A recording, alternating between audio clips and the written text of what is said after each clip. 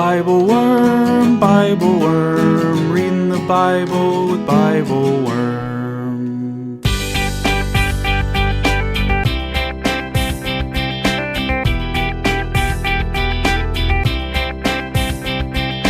Welcome to BibleWorm, getting to the core of the biblical text.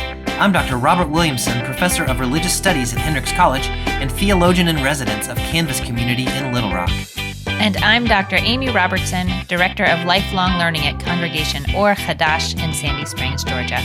We're here every week to discuss the biblical text, both as biblical scholars and as people of faith, one Jewish and one Christian. This week, we're concluding the regular Narrative Lectionary season with the Pentecost texts, Acts 2, 1-4, and Romans 8, 14-39. We talk about God's desire for the redemption of all creation, which has suffered under human neglect since the time of Adam. Paul envisions the day that we humans wake up and realize that we were created not to serve sin, but to tend creation in order to restore the world around us. Until then, creation and we ourselves groan with labor pains, Paul says, as we await the redemption of our bodies. We can see that new life is possible, but the pain and danger we are experiencing in the meantime are all too real. And so we live with hope for a world that we know is possible, but one that we cannot yet see. Thanks for joining us.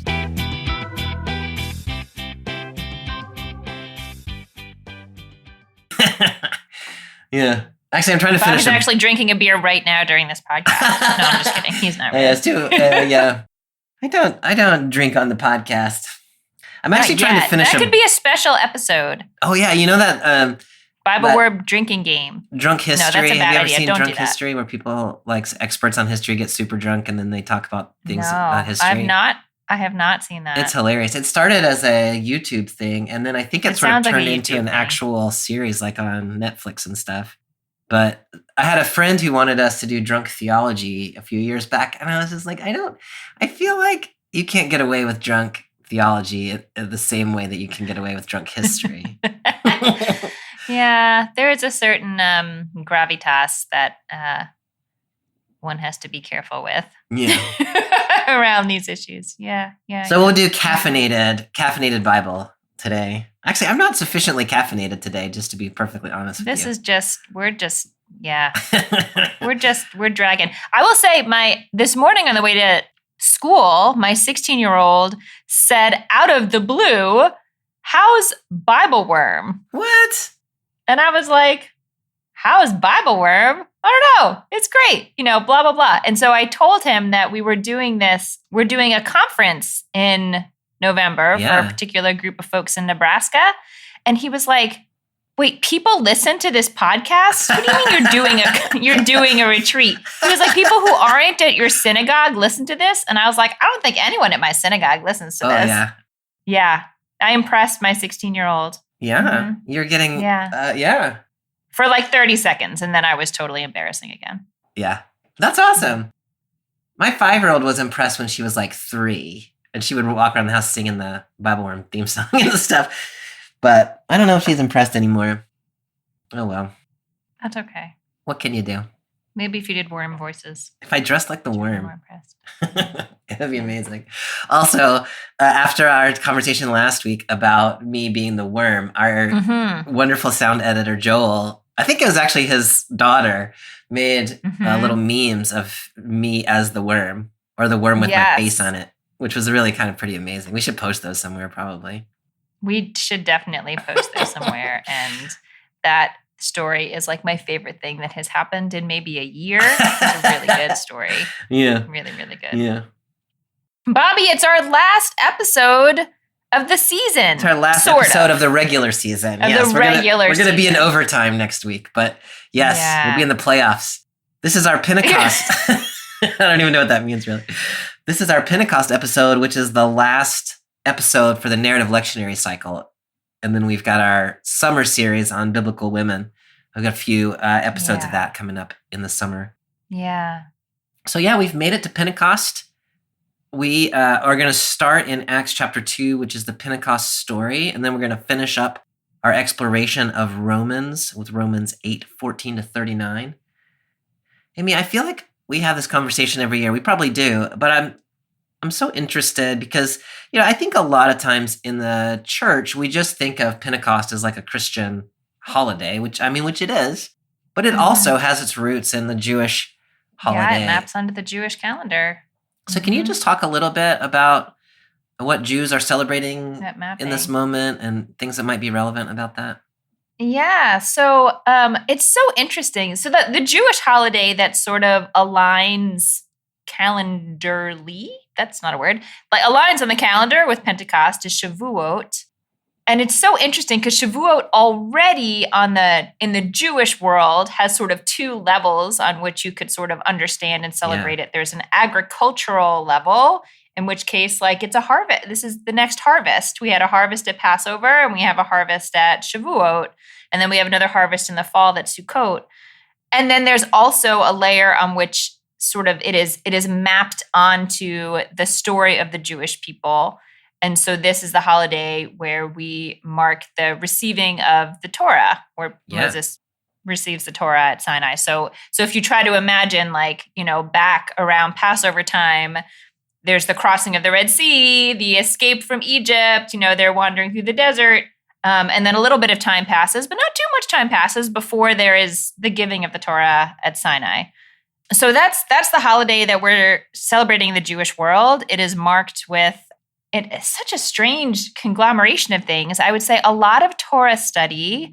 There's a tradition called Tikkun Leil, where you stay up all night and study Torah all night. And I'll just say I'm teaching a subject for that at a local congregation that I might actually be burned at the stake for talking about this. I'm not sure. It's like a super like feminist push on some stuff. Oh, nice. Yeah. Wish me chazak, some strength here. And the other tradition is that you eat dairy products. Oh, yeah. I'm not really sure why we do that, but there's a lot of cheesecake and blintzes and ice cream. Oh, yeah. I like associated with Shavuot. So there's this span there. Does that have anything to do with like the land of milk and honey or something like that? Maybe. I feel like people have come up, it's like many traditions. The tradition exists, and then you try to find a reason that you can make logical sense of the tradition. Yeah. And I would say I would guess like most holidays or many holidays have some kind of food thing associated with them in the Jewish world. And so we already have a meat holiday, that's Purim. And so this is a milk holiday. And then there's the, matzah holiday and the fried holiday. Like, I don't know what to tell you. Judaism is a peoplehood. It's not just a religion, and peoplehoods have food. And so there is a food. Yeah. That's really helpful, Amy. Thank you for all that. The word Pentecost, of course, in Greek simply means the 50th. And so it's a reference to the 50th day after Passover. And so when you say some time has passed, in the tradition, 50 days have passed. And so we've been counting the Omer, right? Yes, we've been counting. Time. Yep, 7 weeks. Pentecost is the way that Greek-speaking Jews would probably have referred to Shavuot. And so it kind of, when the Jewish tradition reverted to doing things in Hebrew, pretty much just overall, that sort of calling of it as Pentecost diminished. But the Christians picked up that. And so it's not that the Christians have created a different name or they're celebrating a different holiday. It's just that they have taken the Greek form of the Hebrew holiday and they have preserved it and then transformed it, obviously, to make it mean something else. But it really does hold on to like that idea of divine revelation, which is, in a very different form than what we get in the Jewish tradition. But yeah. I think that's exactly right. Divine revelation. And then I think Shavuot, the giving of the Torah, is the formation of the people of Israel in a different way than they were formed before. Is that fair to say? Like now they've got the Torah, sort of the identity. Yeah, it does sort of. It really sort of fundamentally changes their relationship to God. Yeah. I think the same thing is true here. So we've got divine revelation, and then we've got the transformation of the relationship of Jesus's followers, what becomes the Christian church, to God, now based on the Spirit. And so Torah given to Israel becomes sort of a parallel for the Spirit given to the early church. And that sort of shapes that holiday up that way.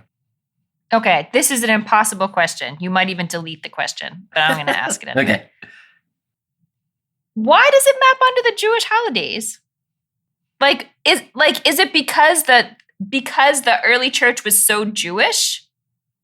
I think that's right. Yeah, I think that the early church was Jewish. The book of Acts in particular is trying to be clear that what happens with the Christian story is not a new, like a starting over or like something that comes out of the blue, but is the logical continuation of what came before.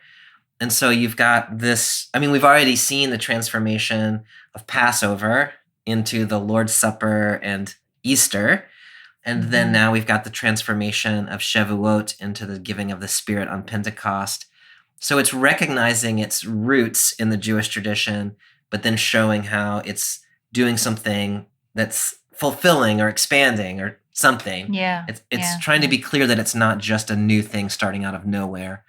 I think that's how I would read it.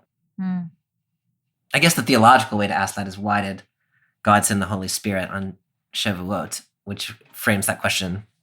I mean, I think it's really different framing. I think the answer comes out pretty close to the same, but it's a different way of thinking about it. But if I had asked it that way, you would have flipped it the other way. I would. No matter how totally. I ask it, you would have flipped it. I always flip everything. Yeah. All right, Amy. So we've just got this little section from Acts 2, 1-4. This is the story that's sort of read every Pentecost in the Narrative Lectionary and probably in most Christian churches. So I'll pick up in Acts chapter 2, verse 1, and I'm reading the Common English Bible. When Pentecost Day arrived, they were all together in one place. The they there is the 12 disciples now. They've elected the 12th one to replace Judas. They were down to 11. In chapter 1, they got the 12. Anyway, there's the 12 disciples and maybe some others gathered in one place. Suddenly, a sound from heaven, like the howling of a fierce wind, filled the entire house where they were sitting. They saw what seemed to be individual flames of fire alighting on each one of them. They were all filled with the Holy Spirit and began to speak in other languages as the Spirit enabled them to speak. Okay, so the way this is set up in the Narrative Lectionary is this story is trying to give us a framework for reading Romans. And so I don't want us to delve too deeply into everything we could pull out of Acts chapter 2 as a whole. But as you're thinking about this sort of introduction to the idea of Pentecost, you're connecting it with your sort of traditions about Shavuot. What stands out to you just about what happens here, how this is narrated, what happens to the disciples? I think what's standing out to me, Bobby, is, I have notes in the margins from the last time we read this text, and I see that what stood out to me last time was the presence of this big wind, this like Ruach Elohim, like God's presence sort of in this wind. And I will tell you what's standing out to me now is still that, but also the flames and like kind of thinking about the way that Revelation is described, certainly at the receiving of the Torah, in these sort of like kind of crazy weather events, which is, sort of what this is. But in this case, it's not that when the Israelites are in the desert, like God's presence is indicated in a cloud by day and a pillar of fire by night. Right. And so I'm thinking about this fire, but the fact that everyone gets their own individual one, which feels really different to me in terms of what, I don't know. That feels really different to me.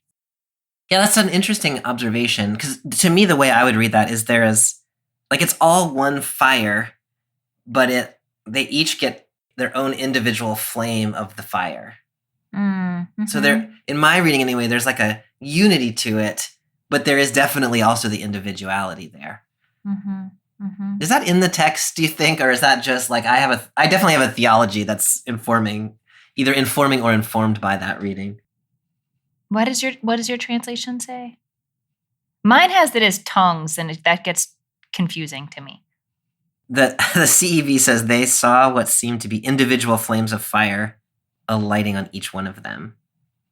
Yeah, that sounds kind of like individual flames of fire, Bobby.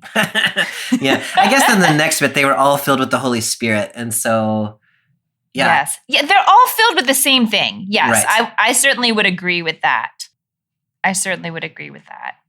But there is an individualization or a Yeah. personal individual relationship to that Holy Spirit that is happening here, that is highlighted here, like really raised up Yes. here. And again, it's not that like that wasn't understood to be happening for the Israelites. It was just not the thing you raise up. Right. You know, again, like I mentioned peoplehood before, like the peoplehood was a really big part of it. And here that's not the central thing at this moment. Yeah. It's so interesting to me that the thing that the Holy Spirit first empowers people to do is to speak in other languages. This is not the gift of tongues. Paul will talk later in 1 Corinthians and elsewhere about the ability to speak in the tongues of angels, glossolalia. This is not that. This is speaking other human languages so they can speak to across lines of cultural division, I guess. Do you have thoughts about how you would interpret that? Like the first thing the Holy Spirit does is let people talk in other languages?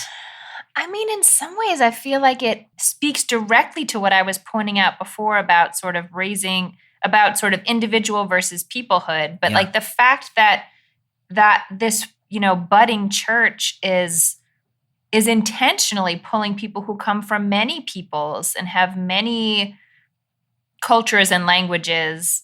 And okay, you're going to need to check me on this because maybe this is wrong, but it's not asking them to leave that in order to become a different people. Like it is asking them to I don't know, to form a church, but it's not asking them to renounce their Romanness or their whatever, Ethiopianness or whatever it is. And so then that presents the distinct issue that now people are across cultures and across languages trying to share in this vision of what the world ought to be. And so I think that's a pretty good first gift. Yeah. I love the way you say that. Yeah. And it's not that it didn't give people the ability to understand what people said in other languages. It actually gives the disciples the ability to speak. So they've had to take on the culture of the people to whom they are going to speak in order to communicate. And so we've created a multicultural, multilingual community, which involves people learning about, or at least being gifted with, the language and the culture of somebody else. So it's not, you're exactly right. It's not homogenizing everyone to the disciples' Galilean culture.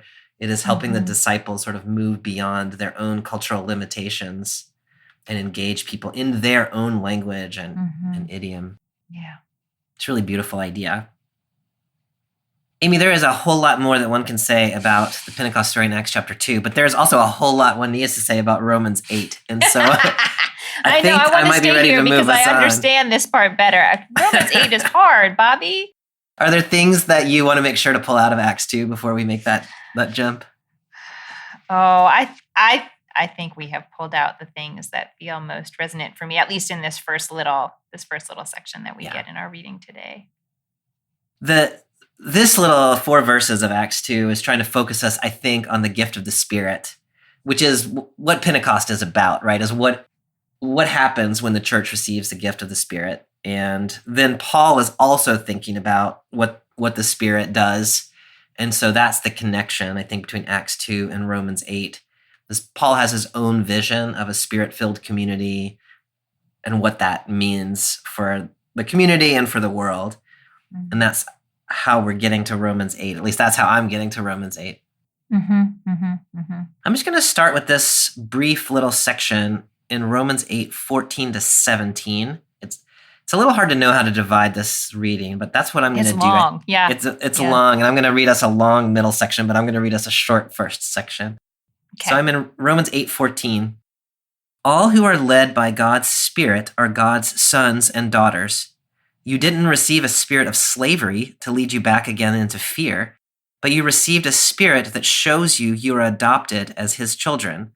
With this spirit we cry, Abba, Father. The same Spirit agrees with our spirit that we are God's children. But if we are children, we are also heirs. We are God's heirs and fellow heirs with Christ, if we really suffer with him, so that we can also be glorified with him. What a lovely opening statement. Isn't that first verse beautiful? It is. It really is beautiful. This idea of being God's sons and daughters. I wasn't sure where you were going to start. Can you talk more about the ways in which that strikes you as lovely? I mean, my translation is, for all who are led by the Spirit of God are children of God. Like the entity that this is such a sort of probably boring, non-poetic way to say it, but like the entity that leads you is your parent entity. Like if you are led by God, you are the offspring of God in the world. And that's just how it works. And it's a very like broad and open statement. Like anyone can fit into this, but it really goes back, like we've talked a lot about, like, what is our orientation in the world? What is really leading you? What is what's your North Star? What's your parent entity? Like, what is the thing that you choose to follow? That's what your parent is. I just think that's lovely. Yeah, I love the way you said that. It contrasts that with a spirit of slavery that leads you back into fear. Yeah. And then says again, but you have a spirit that shows you are adopted as God's children. Do you have thoughts about that imagery of a spirit of slavery and fear versus a spirit of adoption? I mean, the first thing that comes to my mind with a spirit of slavery, I know that in the Jewish community, we talk a lot about why the Israelites had to wander in the desert for so long. Yeah. And one of the common answers is that, and throughout that time, they keep wanting to go back to Egypt. Yes. Because that's what they're used to. Like that's the world as they understand it. And that it took 40 years for them to reorient. 40 years and really the death of the generation that had come out of Egypt, to really reorient themselves and say, we're not children of slavery anymore. Yeah. Yeah. The other thought in my head, and I don't know if this is intentional in here or not, but would be a little more of a jab towards Judaism, which is that, when the Jews are brought out, when the Israelites, they really are not Jews yet. Right. When the Israelites are brought out of Egypt, the idea is not so they can be like free as a bird and do whatever they want. It's that they will not be slaves to Pharaoh, but they will be servants, avadim, to God. Yeah. And so I don't know if this is intending to jab at that model or that understanding of our relationship to God or not. But I'm not sure. Yeah, I mean, I think that's absolutely worth considering. I really love where you started there. To me, that the image that comes to mind in the spirit of slavery leading you back into fear is exactly that. I think it's at the beginning of Exodus 16, like right when they've come, like literally the next chapter after they've come across the sea. It's the beginning of that manna story. The people are afraid and they're saying, I wish we could go back to Egypt because at least we knew where our next meal was coming from. Right. Which you totally understand, or at least I do, how they get there. Like there's so much anxiety about how we're going to take care of ourselves. And so this passage is saying, in the same way, like I think this is retelling that Exodus story.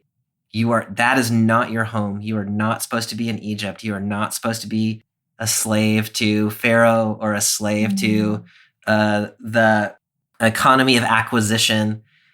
You're set free from all of that. Your question, and so now we're doing something different with God.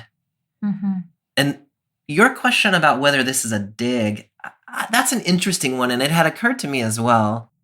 I think, so what Paul is certainly saying is that you had the status of slave when you were under the power of Pharaoh.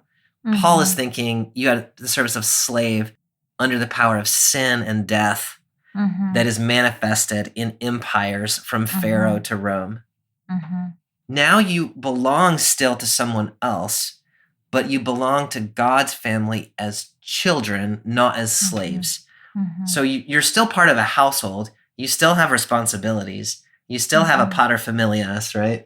But You're not a slave, you're a child. Mm-hmm. Mm-hmm. So like what I hear is Hosea saying, out of Egypt I have called my son. Right? Yeah. So that theology is also Hebrew Bible theology, that there are obligations that Israelites do have to God, but they have them as children.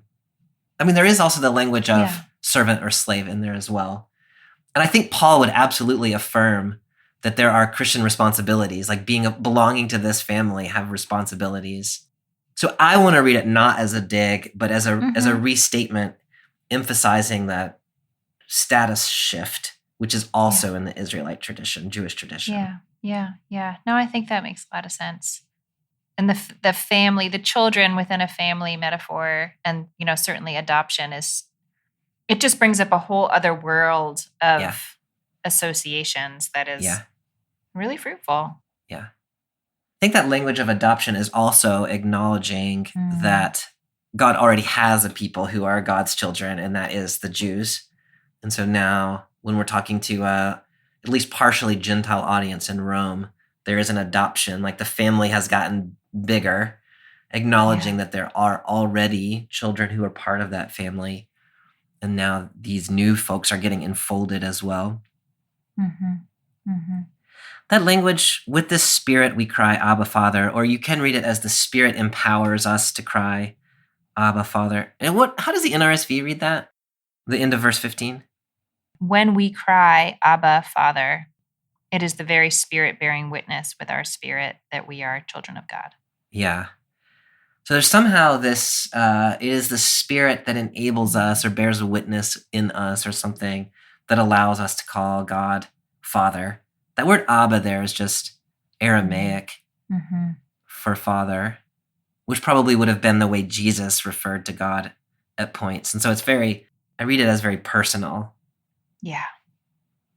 Verse 17, so if we're children, we're heirs. So this is just thinking about inheritance law, basically, I guess.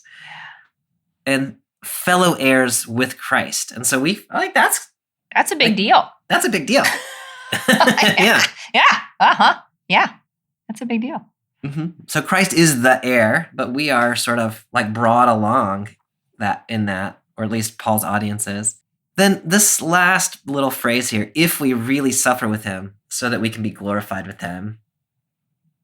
I was loving where we were headed until we got to there. Do you have a sense of like how you read that, a bit about suffering and glorification?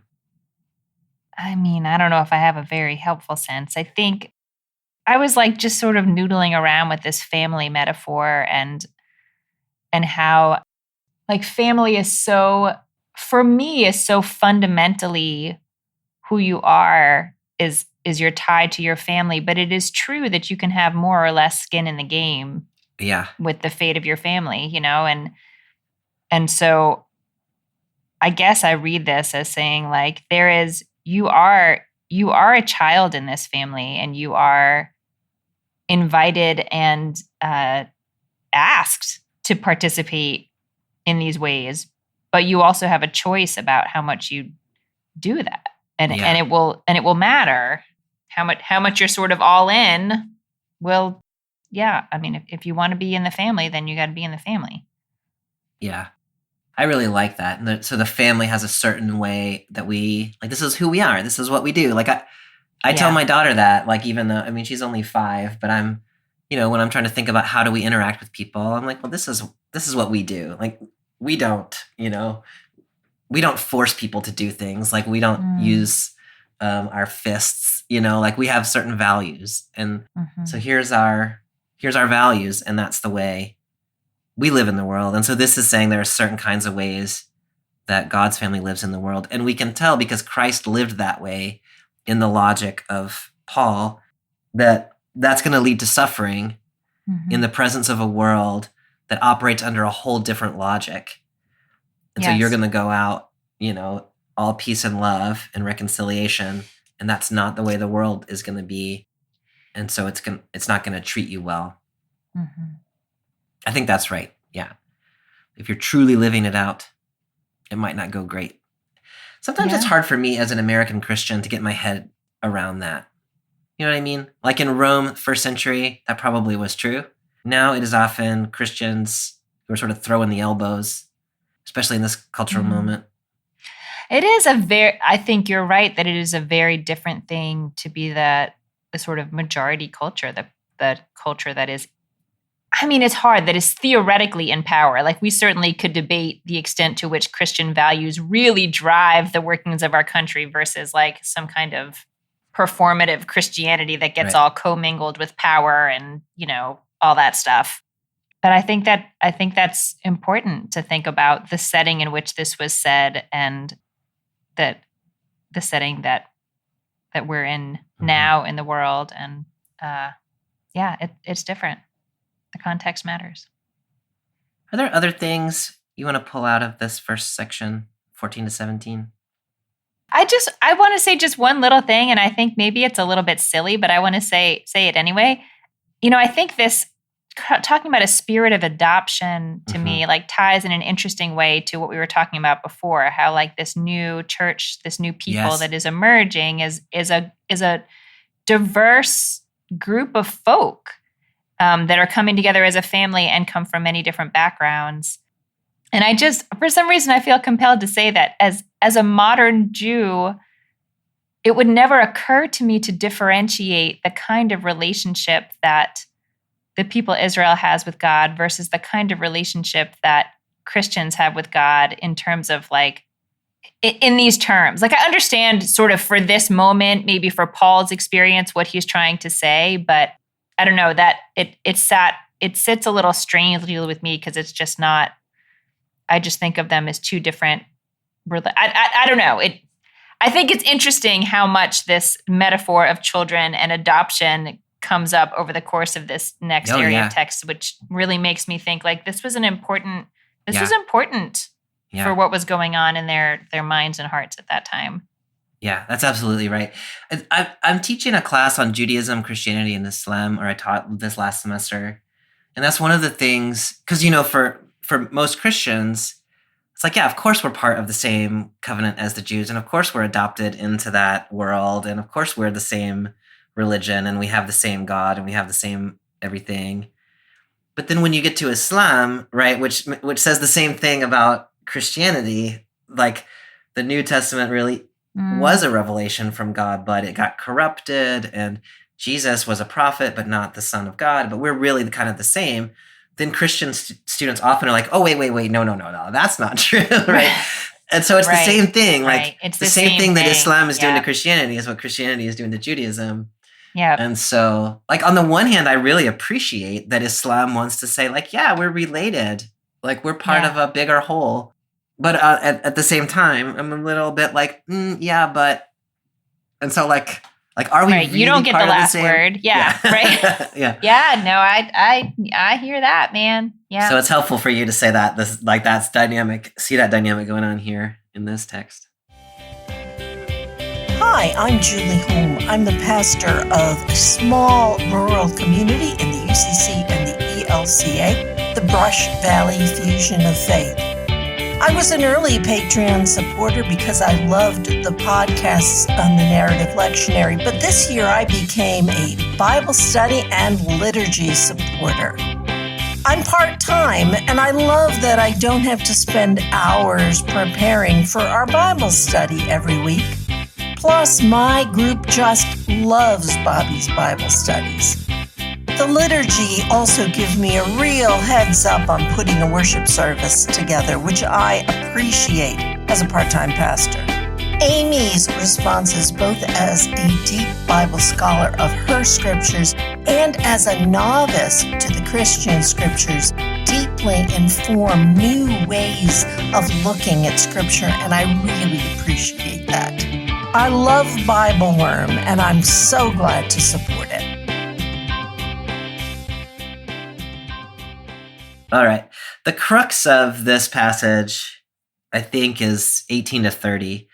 And so I'm going to just read that, even though it's kind of a long bit. I'm going to read that in one chunk. I believe that the present suffering is nothing compared to the coming glory that is going to be revealed to us. The whole creation waits breathless with anticipation for the revelation of God's sons and daughters. Creation was subjected to frustration, not by its own choice. It was the choice of the one who subjected it, but in the hope that the creation itself will be set free from slavery to decay and brought into the glorious freedom of God's children. We know that the whole creation is groaning together and suffering labor pains up until now. And it's not only the creation. We ourselves who have the Spirit as the first crop of the harvest also groan inside as we wait to be adopted and for our bodies to be set free. We were saved in hope. If we see what we hope for, that isn't hope. Who hopes for what they already see? But if we hope for what we don't see, we wait for it with patience. Okay, I decided if we keep going, it's going to be too much. Yeah, it's a lot. There's already too much to talk about there. So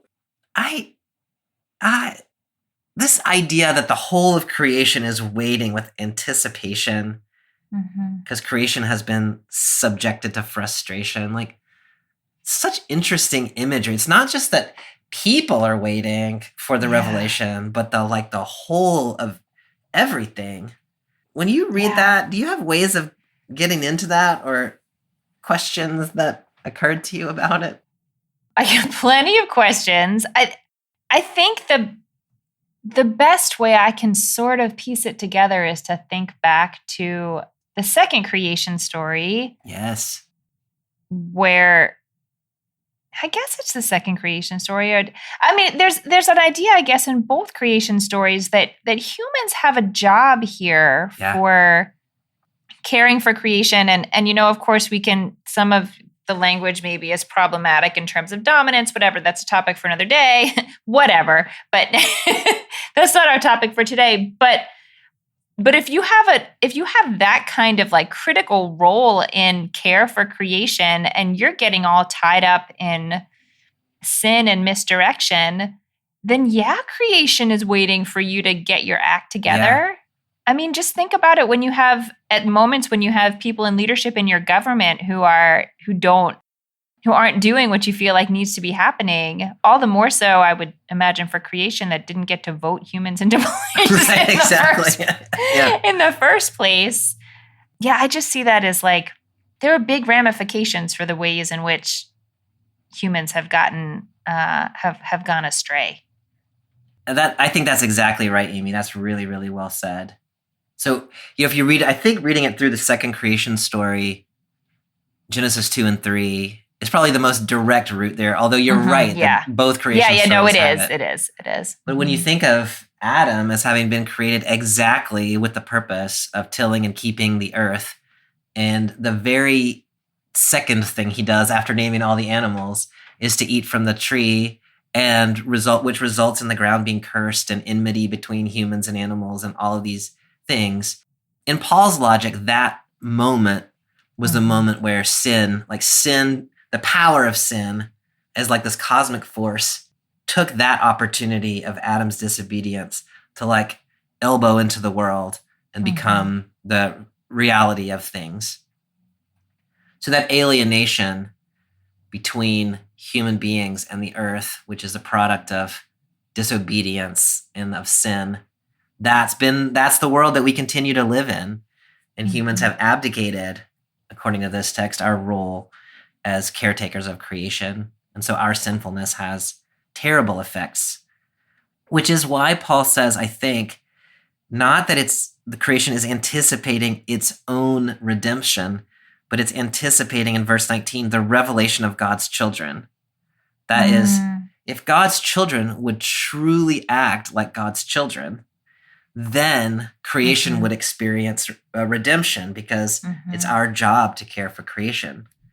But we don't do it, most of us, and we never have done it because we took a wrong step right out of the gate. Yeah. The language that Paul uses, or the imagery in verse 22, is about creation groaning and suffering labor pains. Yeah.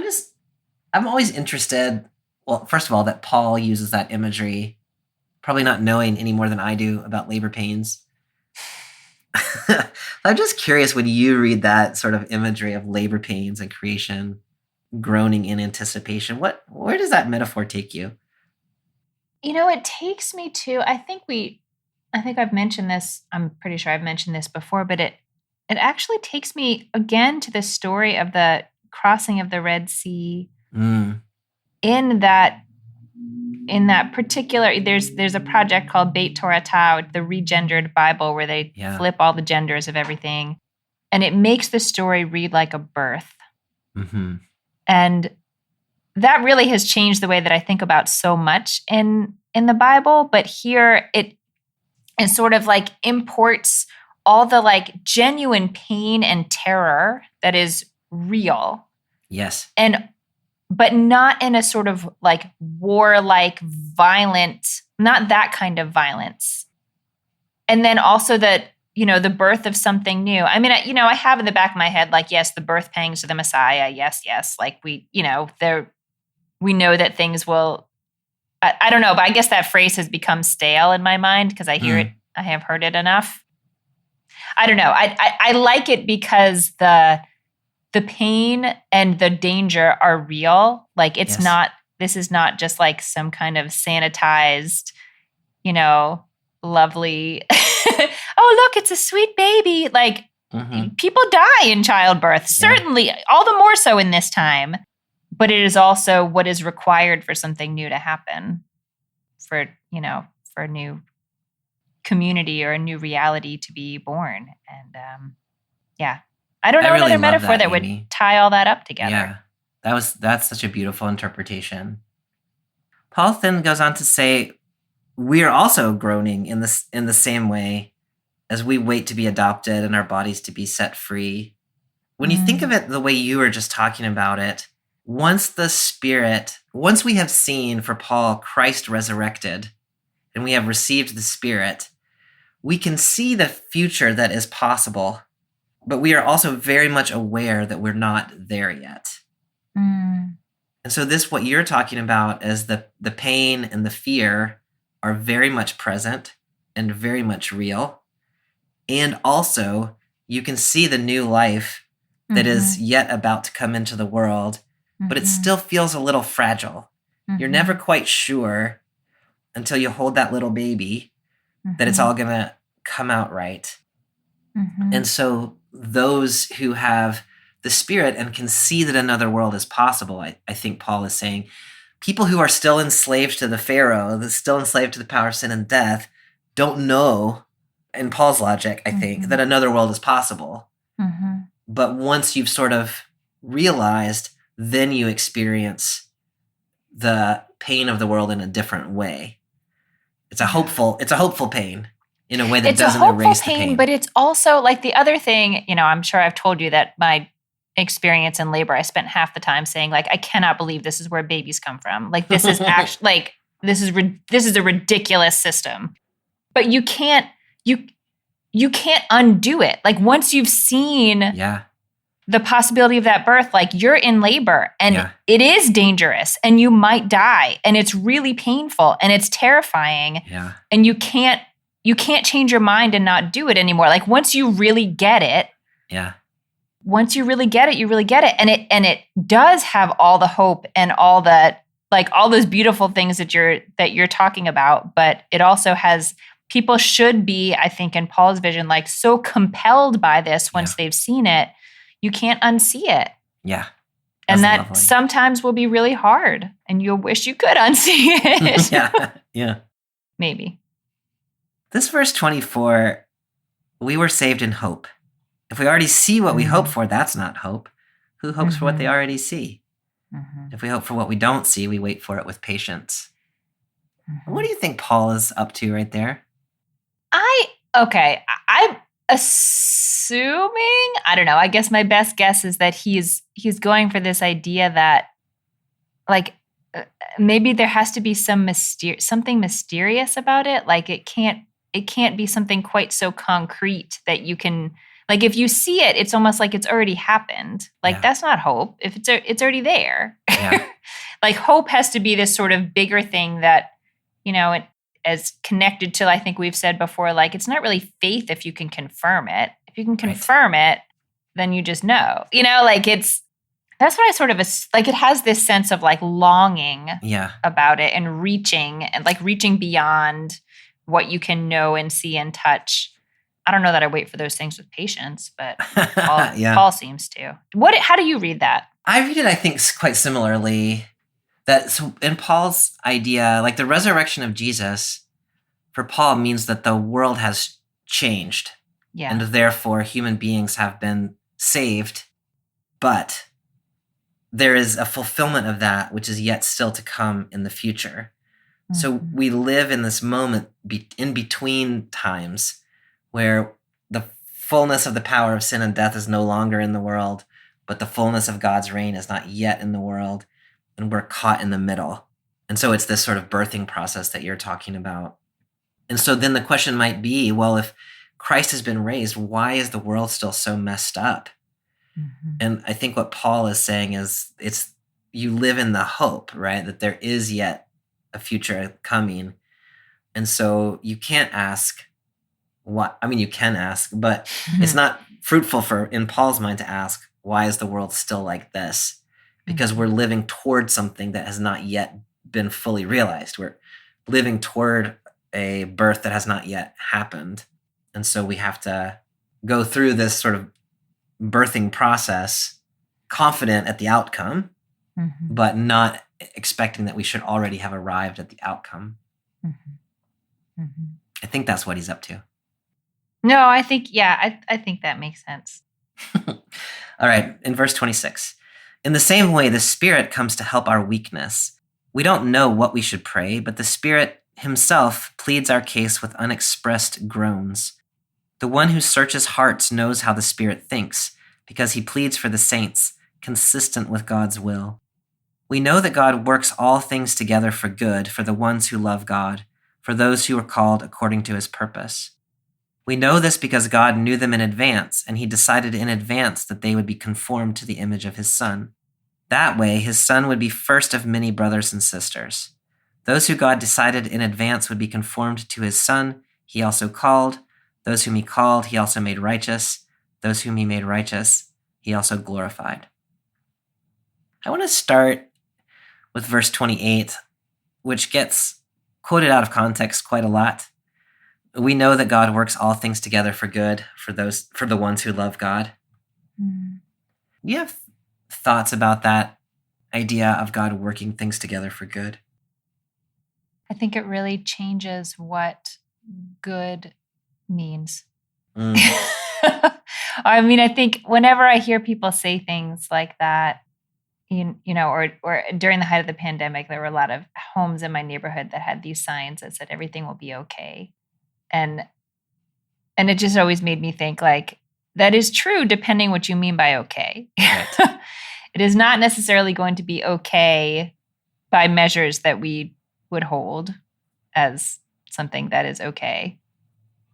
I don't know. That's sort of the best. Because, I mean, I think what you're getting at is that sort of can be a dangerous, I don't know, that verse can almost be like weaponized against people who are suffering. Like you're not really suffering because it's for the good. Or can have us get a little lazy in our advocacy work for the change that we think should be happening in the world. What's the good, the positive? So those are some troublesome ways to read it, but how would you address this differently? Yeah, no, I really appreciate what you're saying there. And sometimes I've heard people read this as God intended this terrible thing that happened to you for good, which I think is a terrible misreading of this passage. What I think it properly means is the God of the Bible is capable of bringing something good out of even the most horrifying situation. So there is nothing that could happen that God cannot find some way to turn toward the good. Like the horrible thing that has happened is not the end of that story, which is an attempt to not dismiss the horribleness of whatever has happened, but to say there is some way in which this can be moved towards something better. I think in Paul's mind, there is also an ultimacy here Like Paul has just come from saying God wills the redemption of all creation. And so I think he understands that in the long scheme, everything works out for good for all of creation. In the meantime, there's a lot of pain and suffering. Mhm. And so there is yet still a future in which it all works out for the good. Mhm. But we struggle in the present trying to work towards something at least better than what we currently are experiencing. Mhm. It's delicate, and even as I'm saying it, I can't quite say it the way that I mean it. Yeah. Yeah, it's hard. It's hard. There's a Hebrew phrase we say a lot, gam zelatova, which takes God out of it, but it's just even this is for the good. Like you have to Yeah. believe that somehow or other it will be for the good. Yeah. I mean, one of the central things in Paul's theology is the crucifixion of Christ. And so, like, that was a horrible, horrible Yeah. thing. Mm-hmm. And yet, it was turned for the good. And so, like, sometimes we think if you really believe everything ought to be fine all the time.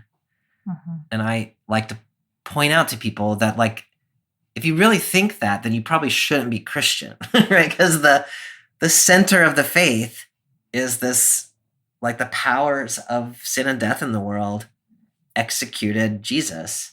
Mm-hmm. And so there's a long game that is being played here with plenty of difficulty in the meantime. It's not very comforting in the exact moment, though.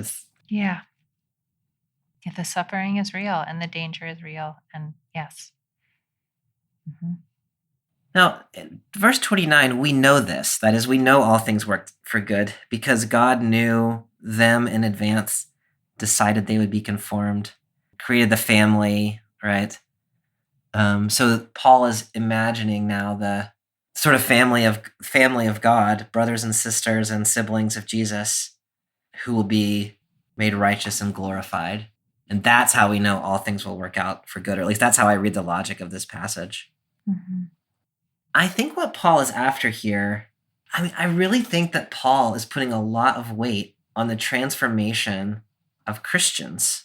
That when Christians realize who we are created to be, we will work in the world in such a way that will undo, reframe, restructure some of the horrible things that sin and death accomplish in the world. Eventually, there's this sort of ultimate transformation of the world. But I think Paul imagines that if the people of God would recognize that we're the people of God, then this transformation of the world could get started here and now. I think that's what he's after. It's a complicated set of verses, though. It is I have in the margin here, like, is this Presbyterianism? Yeah. Yeah. Yeah. I do think it is, like, this is a very Presbyterian-friendly idea about predestination. The NRSV actually uses predestination, doesn't it? Predestined? Mm-hmm. Yeah, it does. Yeah. Mm-hmm. The CEB, which is a Methodist translation, kind of skirts around that a little bit. That's funny. Decided in advance, knew in advance. Mm-hmm. So I think, yes, maybe so. And also to keep in mind that Paul just said that God is anticipating the redemption of all creation. And so even if it is sort of a foreknown group of people, in the same way that Abraham in Genesis 12, Abraham's blessing was for all the earth. So I think here too, those who are foreknown, that the end goal is the blessing, the transformation, the redemption of all creation. Mm. Right, there's yet one more section of this text. One more section. Yeah, take us home, Bobby. Which is one of my, I don't know, this is such an interesting passage. So what are we going to say about these things? If God is for us, who is against us? He didn't spare his own son, but gave him up for us all. Won't he also freely give us all things with him? Who will bring a charge against God's elect people? It is God who acquits them. Who is going to convict them? It is Christ who died, even more who was raised, and who also is at God's side. It is Christ Jesus who pleads our case for us. Who will separate us from Christ's love? Will we be separated by trouble or distress or harassment or famine or nakedness or danger or sword? As it is written, we are being put to death all day long for your sake. We are treated like sheep for the slaughter. But in all these things, we win a sweeping victory through the one who loved us. I'm convinced that nothing can separate us from God's love in Christ Jesus our Lord. Not death or life, not angels or rulers, not present things or future things, not powers or height or depth, or any other thing that is created. The most common setting that I've heard this text is at funeral services, Christian funeral service, which I think is a very appropriate funeral text. I once preached it at a baptism of my niece and nephew, because I actually think this is a better baptism text than it is a funeral text. Yeah, I would not have said funeral for this. Oh, that's interesting. I think it's just like death can't separate us from the love of God. Yeah. What would you have said for this text? Oh, gosh. I mean, I guess more broadly, hard times, like when the whole world seems against you, and like everything from this earthly world around you seems to be upside down and backwards, and Yeah. which certainly would happen at the moment of the death of a loved one. Right.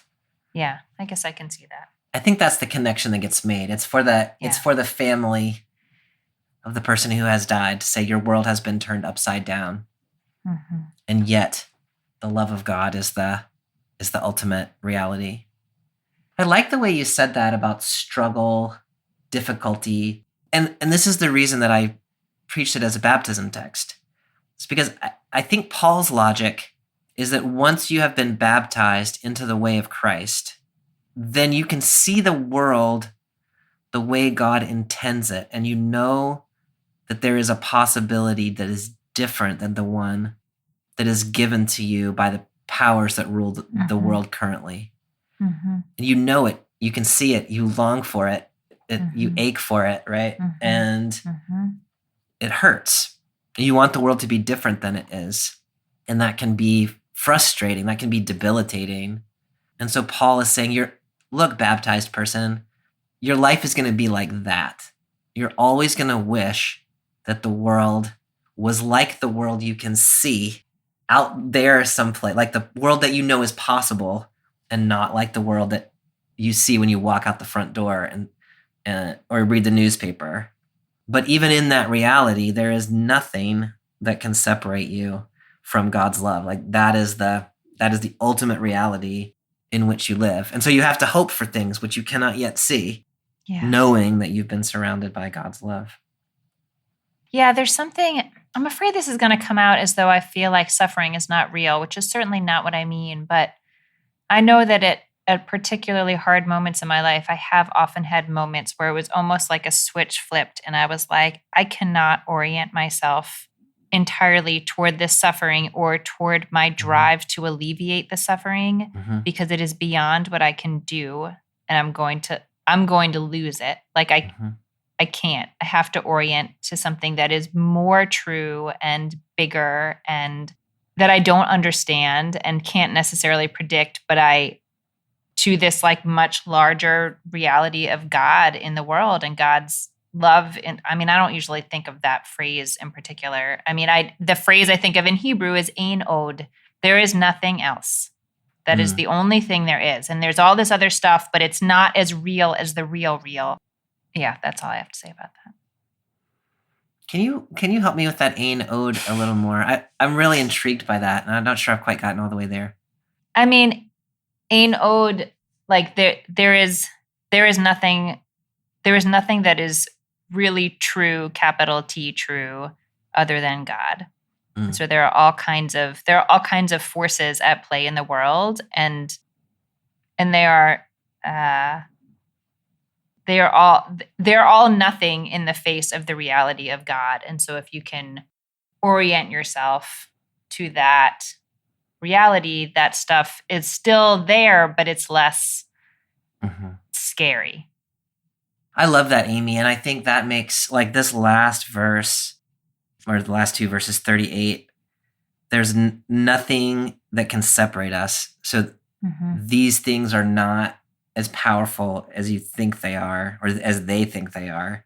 The first one is death. The second one is life, which is really interesting. Like, life doesn't matter as much as you think it does.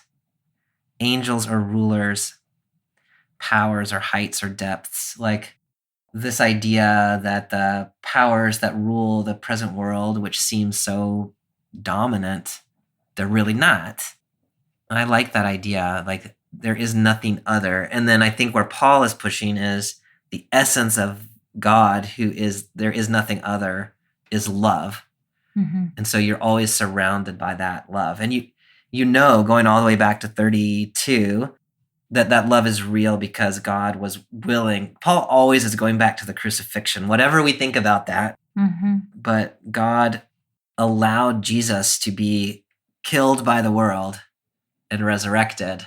And so in order to demonstrate this, and so how on earth, now that that's happened, how on earth would you ever think that God's not going to treat us well too? Like, now that the resurrection has happened, how could we ever doubt that God has those plans for us? I don't know. It's like I struggle with crucifixion as a center of theology, but the way that Paul talks about it, for me, is pretty compelling. This line at the end about principalities and powers are what can separate us. And like, me being who I am, I'm always reading things in terms of empire. And I think one can read it bigger than that. I think Paul is thinking much bigger than that. But that idea that there are ruling authorities that pretend that they are more powerful than the power of life, the power of love, the power of God in the world, but they're really not. Yeah. Anything else we should say about this section? I would just say that it pulls a lot on Psalm 118 for me, this sort of first part. Yeah.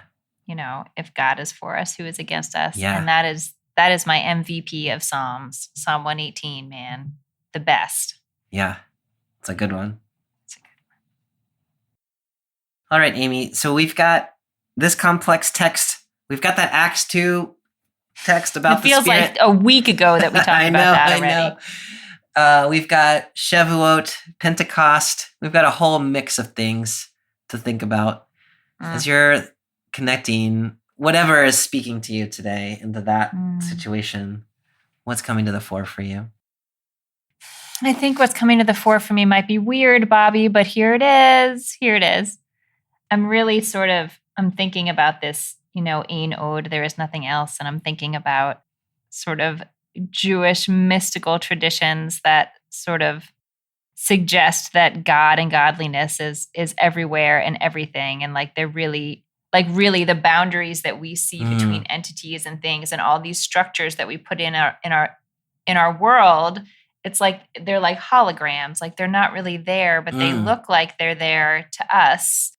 You have to change your angle to see that they're not really there. Like we're all part of this one big, beautiful, godly thing. And there is a verse earlier in here, verse 26, that in my translation, it says, we do not know how to pray as we ought, but that very Spirit intercedes with sighs too deep for words. Yeah. And that for me was just another, we've talked about creation and all the things that went well and not so well. And in addition to the whole Apple situation, the other thing Adam did was name everything.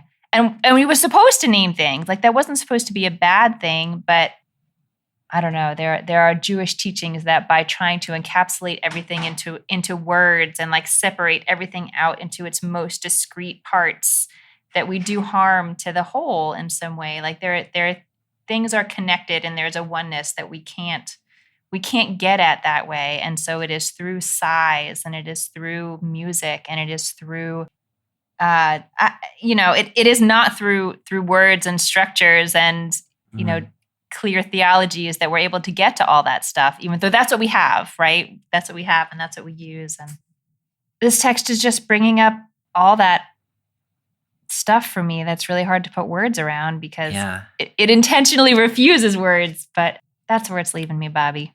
Ein od. I love that, Amy, and I love that sighs too deep for words. The CEB gives it as unexpressed groans.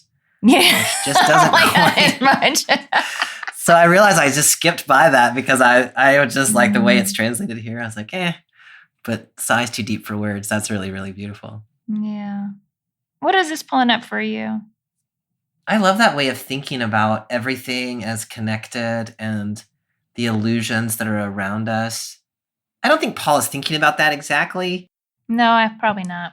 but I do think that Paul has the idea that that's the way that the world is supposed to be. That's the way it was created. That's the way it should again someday be, that everything is connected. There is animals and plants and people are all part of one ecosystem that works and everyone flourishes, that God is present among and with us in the way that it was in Genesis 2.